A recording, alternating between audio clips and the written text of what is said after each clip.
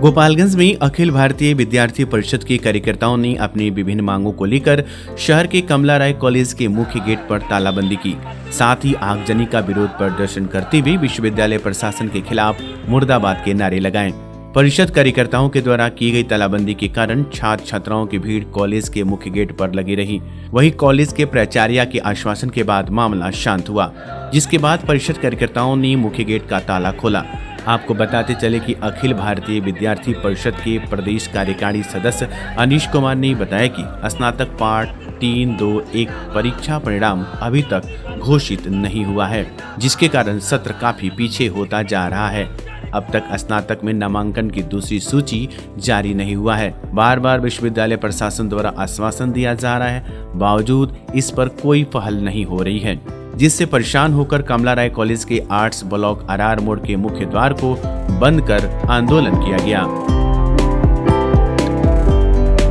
विद्यार्थी परिषद आज एक हफ्ता पहले से अल्टीमेटम दे चुकी थी। परीक्षा परिणाम जो जारी नहीं हुआ है, उसको लेकर अल्टीमेटम महाविद्यालय प्राचार्य के द्वारा हम लोग कुलपति को भिजवाए हुए थे।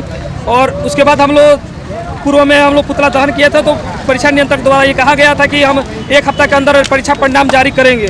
लेकिन उसी बीच परीक्षा नियंत्रक जी अपना इस्तीफा दे दिए और उसके वजह से नए परीक्षा नियंत्रक जो आए हुए हैं उनसे कल वार्ता हुई है।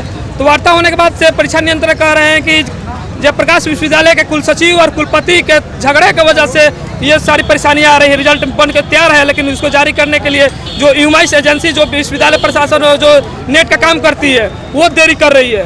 तो मान चलिए कि कुलपति और कुलसचिव जयप्रकाश विश्वविद्यालय प्रशासन जो है उन लोग का आपसी झगड़े की वजह से ये सारे विद्यार्थियों का जो भविष्य अंधकारमय हो रहा है, उसको लेकर हम लोग आज कॉलेज का जो कमला राय कॉलेज का मुख्य द्वार वहाँ पर तालाबंदी कर चुके हैं। दूसरी पॉइंट हम लोग की ये है कि स्नातक के 60% ऐसी सीटें हैं जो अभी तक नामांकन नहीं हुआ है उन लोग पे 60% सीटों पे, तो उसको 60% और जो 40% सीटों पर जो नामांकन हुआ है वो क्लास शुरू हो चुकी है। तो अगर देरी की वजह से अगर वो नामांकन लिस्ट जारी होती है तो बाकी जो 60% जो विद्यार्थी हैं वो क्लास करने में उनको परेशानियां होंगी, और जो 75% अटेंडेंस जो लिया जा रहा है उसमें दिक्कत होगी। तो वो सारी दिक्कतों को लेकर अगर जल्द से जल्द विश्वविद्यालय प्रशासन से हम लोग यही मांग करते हैं कि वो जितनी बची सीटें हुई हैं उसको तुरंत जारी करे। और दूसरा एक और पॉइंट हम लोग का कि महाविद्यालय में पहले से ही कर्मचारियों की कमी है और उस शिक्षकों को नई बहाली नहीं हो रही है। नई बहाली की जगह पर क्या कर रहा है विश्वविद्यालय प्रशासन, इस कॉलेज से लेकर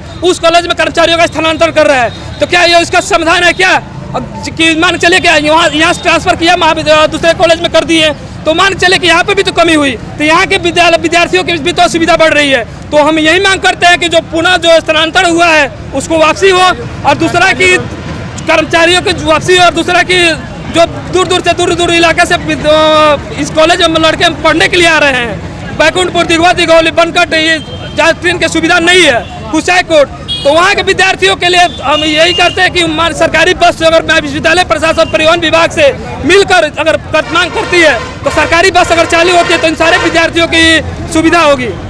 अनीश कुमार नाम हुआ, इस कॉलेज से 2018-19 के छात्र संघ। हमारी मांगे हैं कि बहुत सारे छात्र छात्राएं हैं जो गांव साइड से बिलोंग करते हैं, उनको कॉलेज आने में क्लास करने में बहुत दिक्कत हो रही है क्योंकि सबका आर्थिक कंडीशन सही नहीं होता है।